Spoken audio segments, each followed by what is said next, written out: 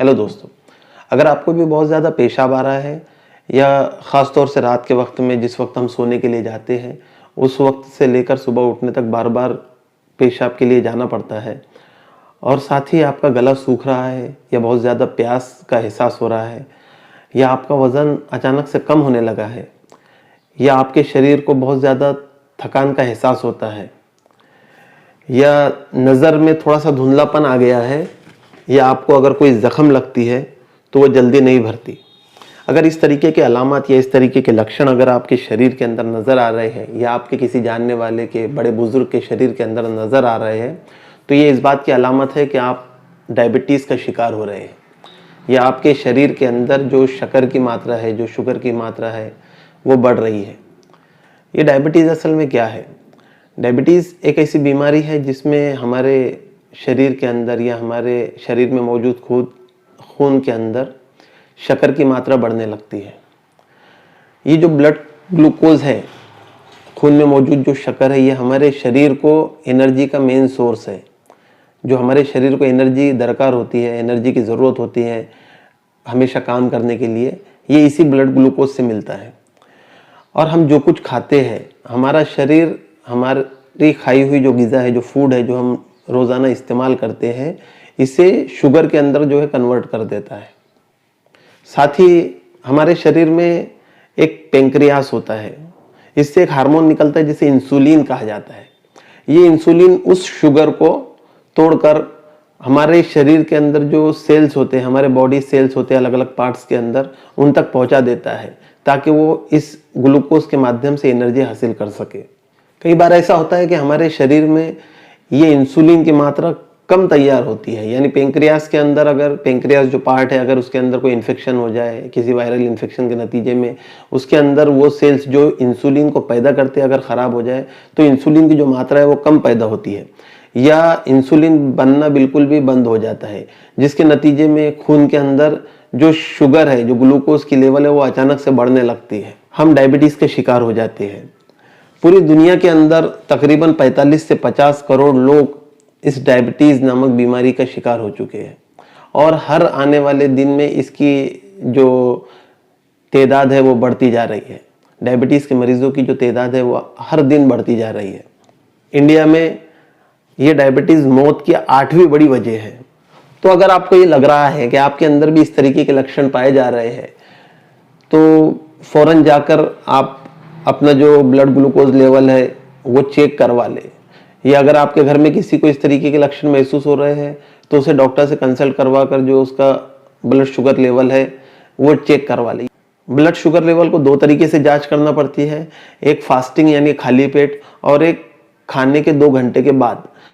तो दोनों ही वक्त में ये 3 रेंज के अंदर पाया जाता है।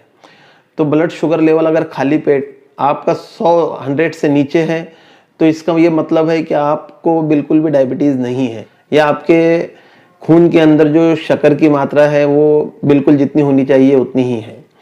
अगर ये 100 से 120 के बीच में है तो ये प्री डायबिटिक स्टेज है, यानी आपके अंदर ये संभावना है कि आपको आने वाले दिनों में डायबिटीज़ हो सकती है। और अगर ये 120 से ज़्यादा है फास्टिंग के अंदर तो इसका ये मतलब है कि आपको डायबिटीज़ हो चुकी है। साथ ही जो पोस्ट पेरेंडियल यानी खाने के बाद की जो ब्लड शुगर लेवल है, अगर वो 160 से कम है तो ये इस बात की अलामत है कि आपको शुगर नहीं है। अगर इसकी रेंज 160 से 200 के दरमियान में है तो इसका मतलब ये है कि आप प्री डायबिटिक स्टेज के अंदर है, यानी आपको ये संभावना है कि आने वाले दिनों में आप डायबिटीज़ के शिकार हो सकते हैं। आपको जो अपनी रूटीन है वो बदलना पड़ेगी। और अगर 200 से ऊपर है तो इसका ये मतलब है कि आपको डायबिटीज़ हो चुका है। आप अगर प्री डायबिटिक स्टेज या डायबिटिक स्टेज के अंदर है, यानी खाली पेट आपकी जो शुगर है वो 100 से ऊपर जा रही है और खाने के बाद 160 से ऊपर जा रही है, तो आपको कुछ चीज़ों का ध्यान रखना बहुत ज़रूरी है। सबसे पहले तो ये है कि क्या खाए और क्या ना खाए। खाना ये बहुत इंपॉर्टेंट फैक्टर है जो हमारे शरीर के अंदर शक्कर की मात्रा को बढ़ा देता है। जो प्रोसेस्ड फूड है, जो प्रोसेस्ड किए गए मीठी चीज़ें हैं वो तो बिल्कुल आपको खाना नहीं है। साथ ही सॉफ्ट ड्रिंक जो है वो बिल्कुल इस्तेमाल नहीं करना है। घर में बनी हुई चीज़ें खाएं। मैदे की जो रोटी है, सफ़ेद रोटी जिसे हम मांडा वगैरह भी कहते हैं, आप इसे इस्तेमाल ना करें। घर के जो आटे की रोटी है, गेहूं के आटे की सादी रोटी, वो इस्तेमाल करें। साथ ही चावल में जो सफ़ेद चावल है, वाइट राइस जो है, वो उसे इस्तेमाल ना करें, बल्कि ब्राउन राइस इस्तेमाल करें। इसी के साथ में बेकरी जो प्रोडक्ट्स है उसे बिल्कुल इस्तेमाल ना करें। फल और ताज़ा सब्ज़ी का ज़्यादा इस्तेमाल करें।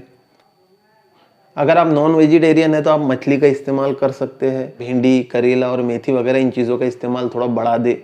अगर आपको डायबिटीज़ हो चुकी है तो करेला और मेथी ये आपके लिए बहुत फ़ायदेमंद हो सकती है। इसी के साथ जो है वो थोड़ा खाए, थोड़ा थोड़ा करके खाए और कम पेट खाए, यानी पेट भरकर खाना जो है वो आप ना खाए। तो ये है खाने पीने के ताल्लुक से। साथ में जो है वो आपको आधा घंटा मॉर्निंग वॉक ज़रूर करें।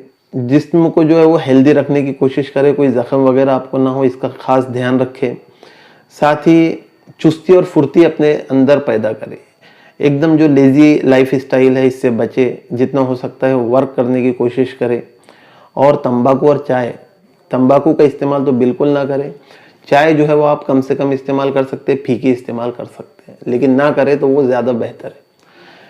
क्योंकि अगर ये डायबिटीज़ आपको हो जाती है तो इसकी जो कॉम्प्लिकेशंस है, इसके नतीजे में जो दूसरी बीमारियां हैं, हमारे शरीर के जो रोग प्रतिकार शक्ति या कुव्वत मदाफ़ियत है, जो इम्यून पावर है, इसको ये पूरी तरीके से ख़त्म कर देती है।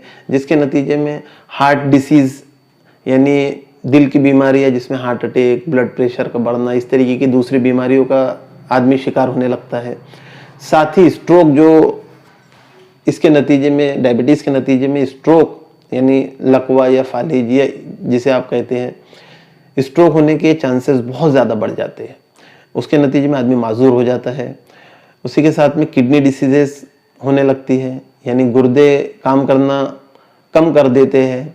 इससे चेहरे पर, आँखों पे सूजन आने लगती है। इसके ताल्लुक से मैंने एक पूरा वीडियो भी अपलोड किया हुआ है, डिस्क्रिप्शन में उसकी लिंक मैं दे दूंगा।